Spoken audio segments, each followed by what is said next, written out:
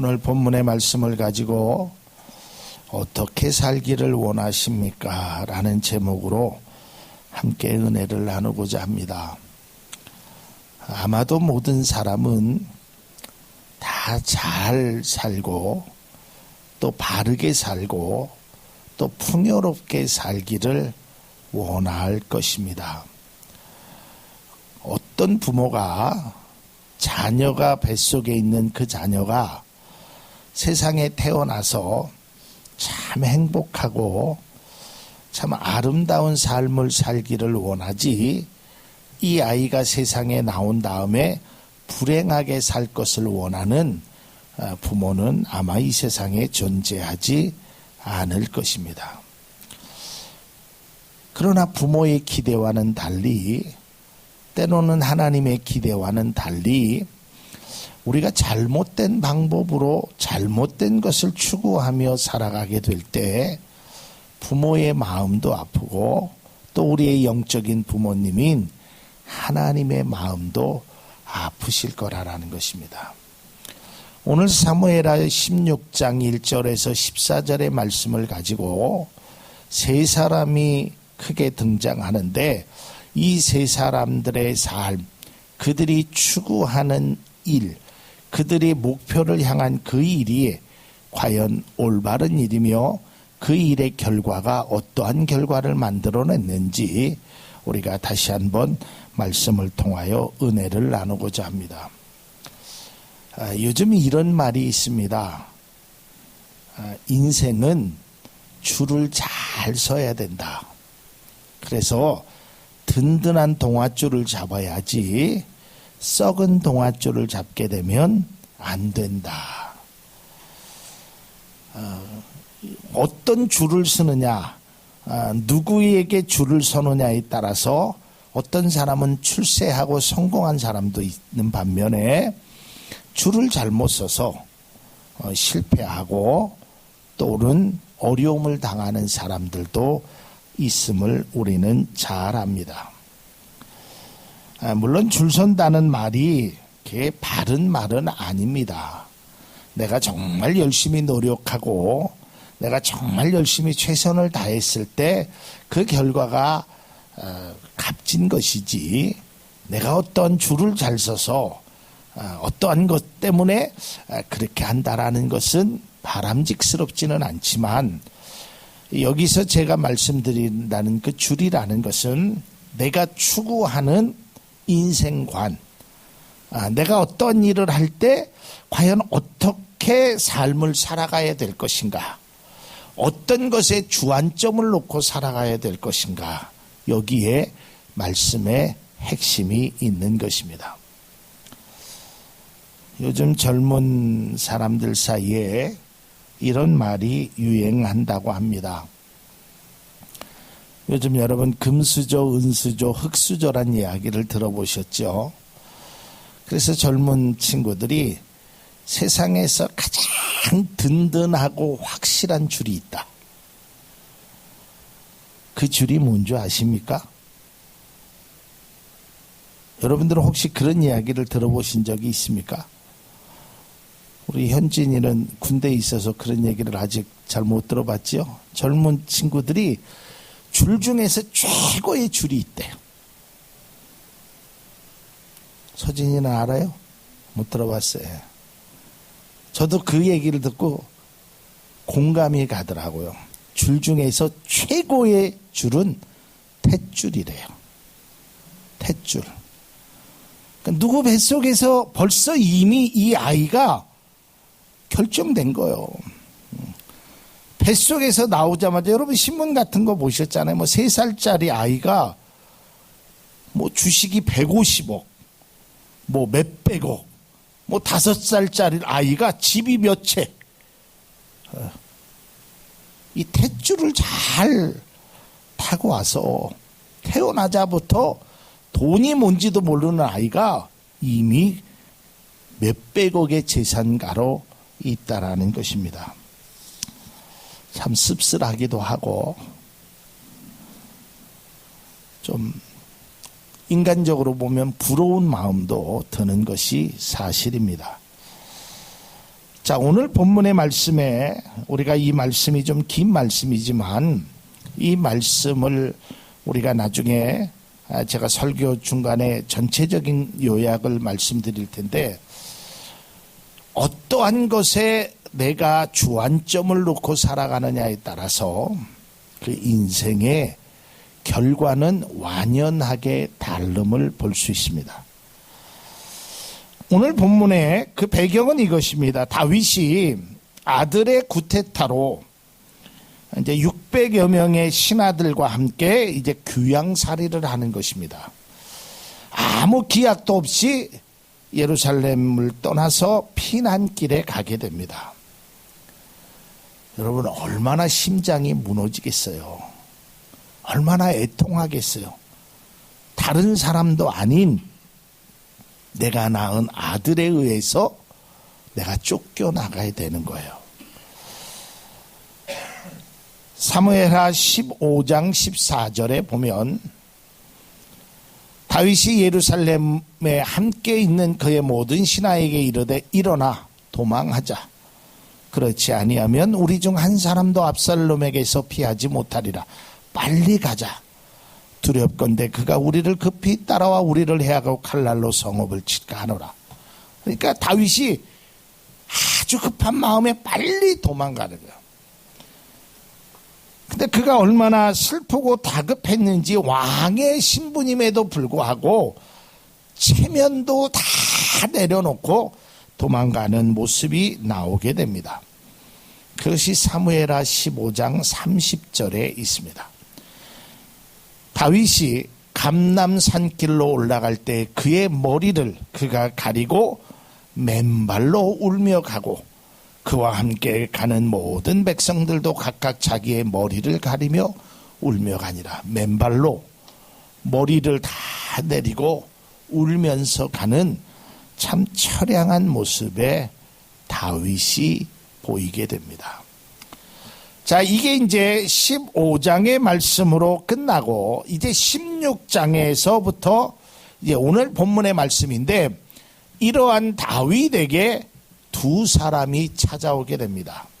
그 첫 번째 사람이 바로 시바라는 사람입니다. 근데 이 시바라는 사람은 뭘 가장 핵심적으로 뒀냐면 물질에 관심이 많았던 사람입니다. 여러분, 이 시바라는 사람은 다윗이 그렇게 됐을 때 다윗을 찾아옵니다.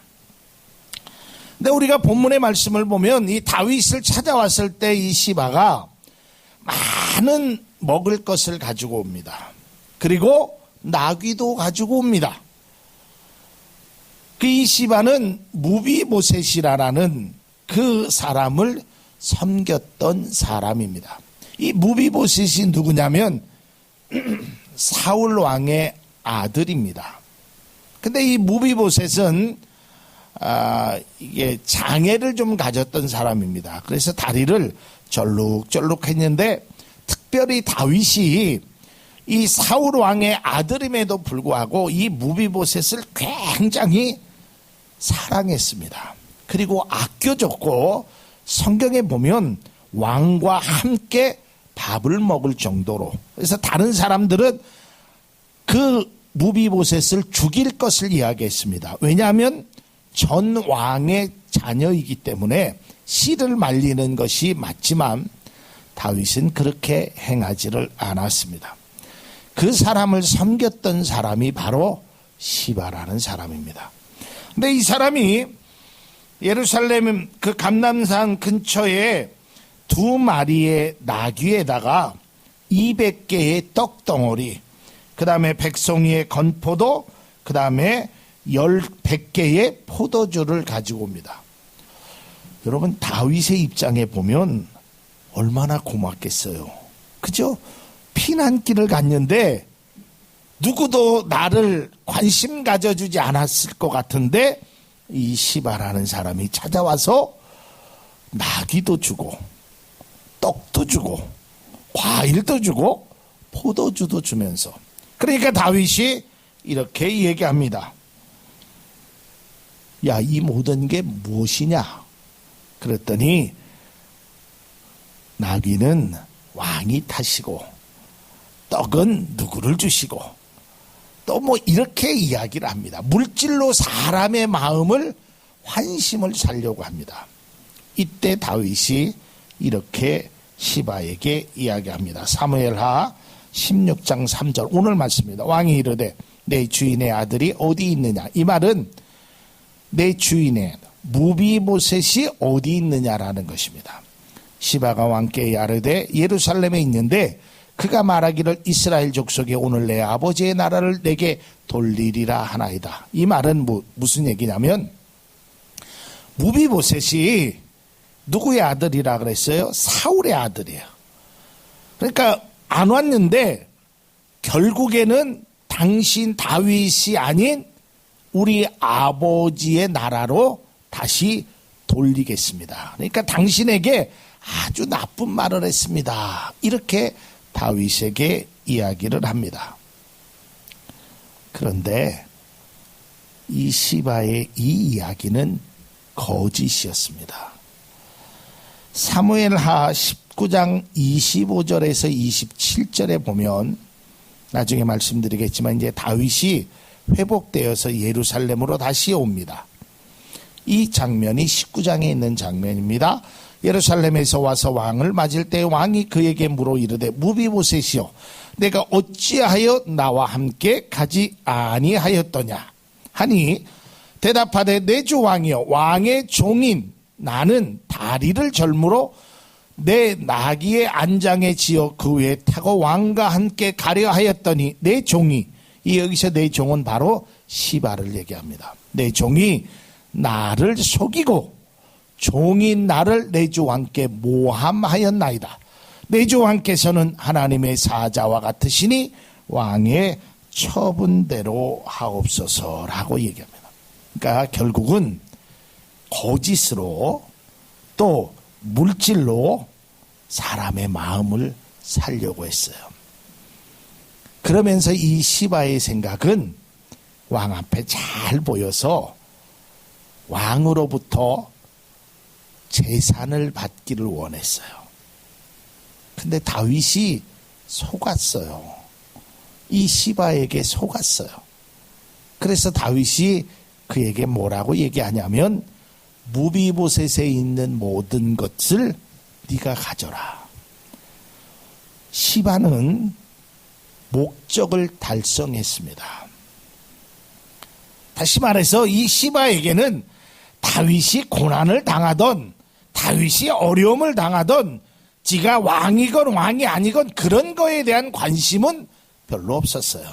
오직 어떻게 하면 내가 이 땅을 차지할 것인가, 어떻게 하면 왕으로부터 그것을 받을 수 있을 것인가.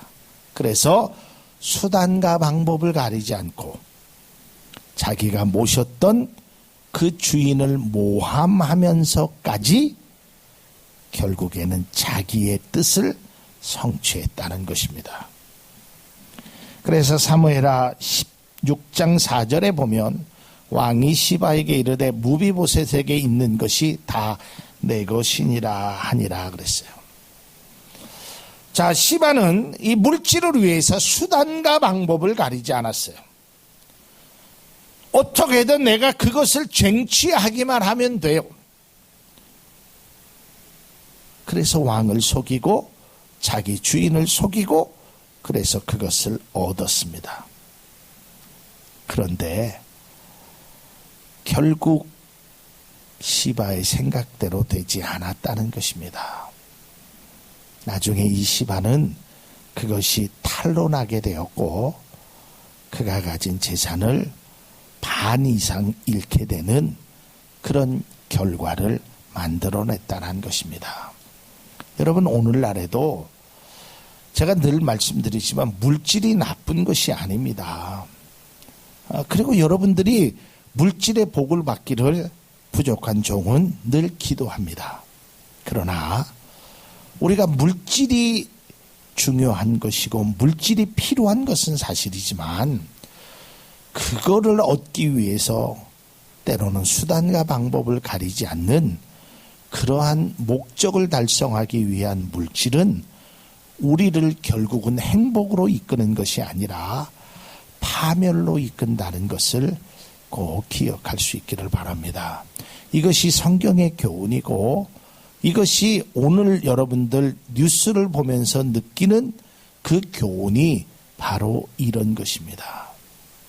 물질의 욕심으로 인해서 무너진 사람들이 얼마나 많이 있는지 모릅니다. 물질이 나쁜 것이 아니라 그 물질을 잘못 사용하게 되면 그것을 바른 것으로 얻지 못하면 결국은 혹독한 대가를 치를 수밖에 없다는 것을 오늘 성경은 다시 한번 우리에게 말하고 있습니다. 그 다음에 두 번째 등장하는 인물이 바로 시므이라는 사람입니다. 이 사람은요, 출세의 의욕이 있었어요. 그러니까 요즘으로 말하면 권모술수가 굉장히 탁월했던 사람입니다. 그러니까 이 시므이는 누구냐면 사울 왕의 신하였습니다. 근데 내동 숨어서 살다가 다윗이 어려움을 딱 당하니까 그때 등장합니다. 그러면서 오늘 성경에 보니까 이 시므이가 다윗을 저주하기 시작합니다. 가거라 가거라. 그러면서 모든 피를 사울에게. 그래서 네가 우리의 왕을 결국은 왕권을 빼앗아 네가 왕이 됐지. 어림도 없는 소리 하지 말아라. 그러면서 어려움을 당하니까 그때 와서 막 돌을 던지는 것입니다. 여러분, 이것은 세계 역사, 우리나라의 역사에도 많이 나오는 것입니다. 여러분, 힘이 있을 때는요, 감히 그 앞에서 한마디도 못해요. 근데 힘이 없으면 아주 그 사람을 공격하고요. 이게 정치적으로 이런 일들이 야합하고 아주 이런 일들이 얼마나 많이 일어나는지 몰라요. 그러니까 다윗이 지금 도망자가 되니까 시므이가 계속적으로 비난을 하는 거예요. 왜 비난을 했을까요? 이 사람의 비난의 목적은 다윗이 아니었습니다. 내가 다윗을 이렇게 비난하면 사울 왕이 그 자녀들이 왕권을 잡으면 나를 출세시켜 주겠지. 이런 생각이 있었던 것 같아요.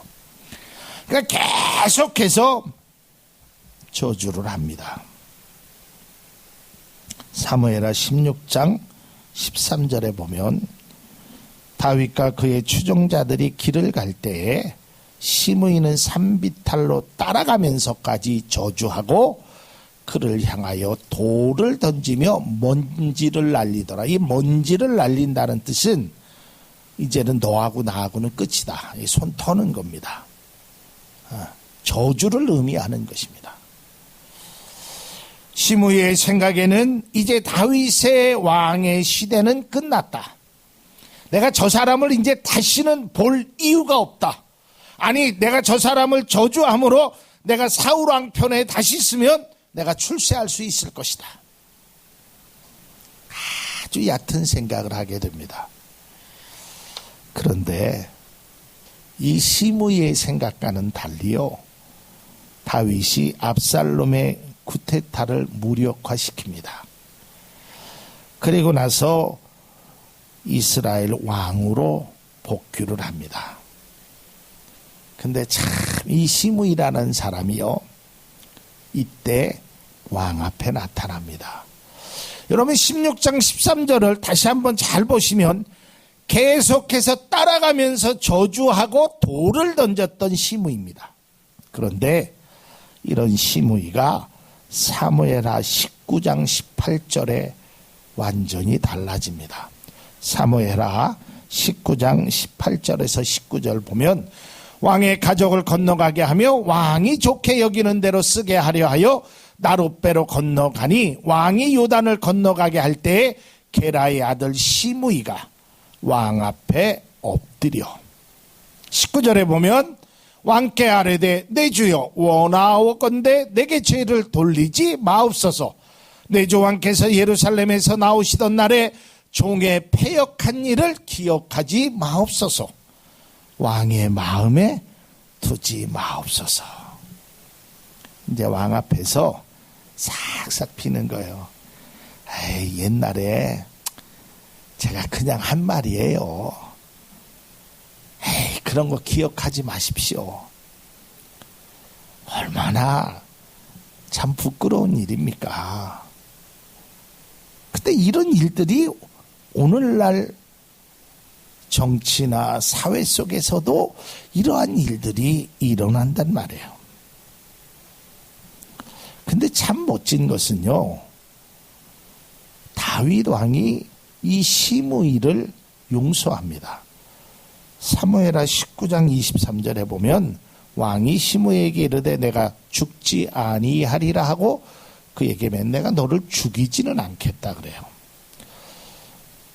근데 참 묘한 게요, 3살 버른 80까지 간다고 사람이 변하지 않는다고 하잖아요. 시므이가 다윗이 죽고 그 아들 솔로몬 때까지 삽니다.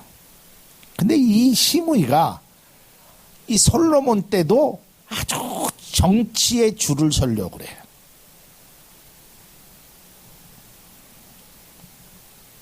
결국에는 자신의 의지대로 출세하려고 하다가 시므이가 결국은 죽음을 맞이합니다.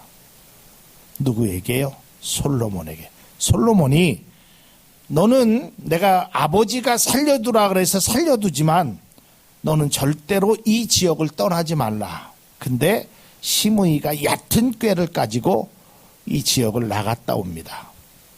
그게 이제 왕에게 보고되니까 솔로몬이 열왕기상 2장 44절에 왕이 또, 여기서 왕은 솔로몬입니다. 왕이 또 시므이에게 이르되 내가 내 마음으로 아는 모든 악 곧 내 아버지에게 다윗에게 행한 바를 내가 스스로 아노니 여호와께서 내 악을 내 머리로 돌려보내시리라. 그리고 시므이가 처형당하게 됩니다. 얕은 꾀를 가지고, 얕은 생각을 가지고 출세해 보려고 했던 시므이. 그래서 저주하며 때로는 용서를 빌고, 좀 표현이 그렇지만 간에 붙었다, 쓸개에 붙었다 했던 이 박쥐 같은 모습으로 살았던 시므이도 결국에는 무너지게 되었습니다. 마지막으로, 그렇다면 다윗은 하나님을 의지했던 사람입니다. 하나님을 바라보면서 하나님께 나의 하나님의 줄을 잡기를 원했던 사람이 바로 다윗이었습니다. 성경에 보면 하나님께서 이 다윗을 내 마음에 합한 자라라고 이야기하셨습니다. 여러분, 피난 가면서 돌을 던질 때도요, 저주할 때도 다윗이 이렇게 얘기합니다. 그리고 다윗의 신하가 저 시므이를 죽일까요? 할 때 다윗이 이렇게 이야기를 합니다. 그냥 놔둬라. 아마도 하나님께서 저 사람을 통해서 나를 깨닫게 하시는 거다. 참 대단한 사람입니다. 여러분, 바로 앞에서 막 저주하는 사람을 힘이 없는 것도 아니고 죽일 수도 있는데 그렇게 하지 않았다는 거예요. 그러면서 나중에 얘기합니다. 만일에 하나님께서 내 원통함을 보시고 풀어주시면 내가 거기에 감사하겠다. 사랑하는 성도 여러분, 성경에 보면 하나님 앞에 믿음의 그 줄을 서고 믿음의 방법으로 살아갔던 사람은 비록 고난이라는 과정은 있었을지는 모르지만 결국에는 그의 삶이 행복으로 마감되었다는, 해피엔딩의 모습으로 마감되었다는 것을 우리는 볼 수 있습니다. 물론 고난으로 죽음을 맞이한 사람도 있습니다. 그러나 그 성경 속에 죽었던, 선교했던 그 사람들은 그것을 고난으로 여기지 않았습니다. 돌에 맞아 죽었어도 웃으면서 하나님 나라를 바라볼 수 있었습니다. 이방의 여인 수로베니게 여인도, 동족들로부터 손가락을 받았던 삭개오도 주님 앞에 나왔을 때 모든 것이 회복되었다는 것입니다. 사랑하는 성도 여러분, 우리가 오늘 본문의 세 사람의 모습을 보면서 정말 때로는 우리가 시바 같은 그런 물질만 때문에 사람의 신의를 버리는 그러한 모습은 없는지 우리의 삶을 한번 뒤돌아볼 수 있기를 바랍니다. 요즘 제가 우리 장로님한테도 그런 이야기를 듣고요. 저희 처가도 시골에 사는데 옛날에는 시골에서 사면 그래도 적어도 속지 않고 좋은 물건을 산다라고. 근데 요즘은 그렇지 않대요. 제가 장로님한테도 들었고 우리 장모님한테도 들었는데 예를 들어서 콩을 하면 해콩과 묵은 콩을 섞어가지고 그래서 팔기도 하고, 물론 그것이 이익적인 측면에서 보면 솔직하게 파는 것보다 더 많은 이익을 얻을 수 있을 것입니다. 그러나 그 이익이 결코 나에게 이익이 되지 않는다는 것이 결국 사회적 경험에서 우리가 알게 됩니다. 설령 완벽하게 속일지라 하더라도 그것은 참된 그리스도인의 모습이 아니라는 것입니다. 또한 시므이처럼 사람이 어려움을 당했을 때 도와주기는커녕 그 사람을 저주하고 핍박하고, 또 그 사람이 나중에 일어서니까 그 사람 앞에 가서 아부하는 그런 권모술수 같은 모습으로 우리가 살아가는 것은 좀 배제해야겠다. 우리가 정말 다윗처럼 하나님을 바라보며 하나님의 믿음을 바라보며 살아갈 수 있다면, 비록 우리가 피난길에 머리를 흩으면서 맨발로 눈물을 흘리며 그 감람산 근처의 피난길로 갔지만 하나님께서는 그러한 다윗을 회복시키시고 이스라엘 왕으로 다시 세워주셨습니다. 사랑하는 성도 여러분, 우리가 과정의 어려움과 때로는 많은 유혹이 우리를 현혹시키게 될 것입니다. 때로는 물질의 유혹, 때로는 세상의 출세의 유혹이 우리를 막 흔들어 놓을 것입니다. 얼마 전에 언론사 기자들이 어떤 회사 사장에게 문자를 보냅니다.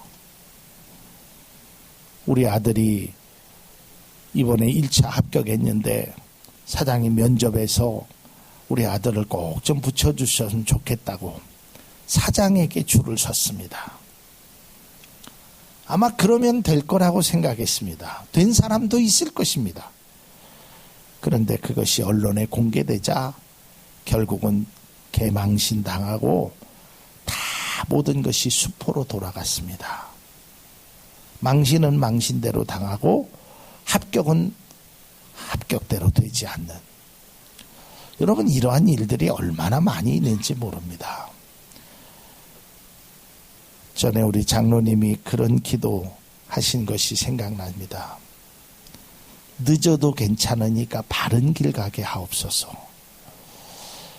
여러분 얼마나 멋진 기도의 내용. 여러분 늦어도 좀 괜찮습니다. 늦어도 여러분 괜찮으니까 바른 길을 가십시오. 그게 빠른 길이고 행복한 길인 것입니다. 오늘 말씀처럼 시므이와 시바 같은 그런 모습의 삶이 아니라 다윗과 같은 귀한 모습으로 살아가는 우리 모두 될 수 있기를 주님의 이름으로 축복을 드립니다.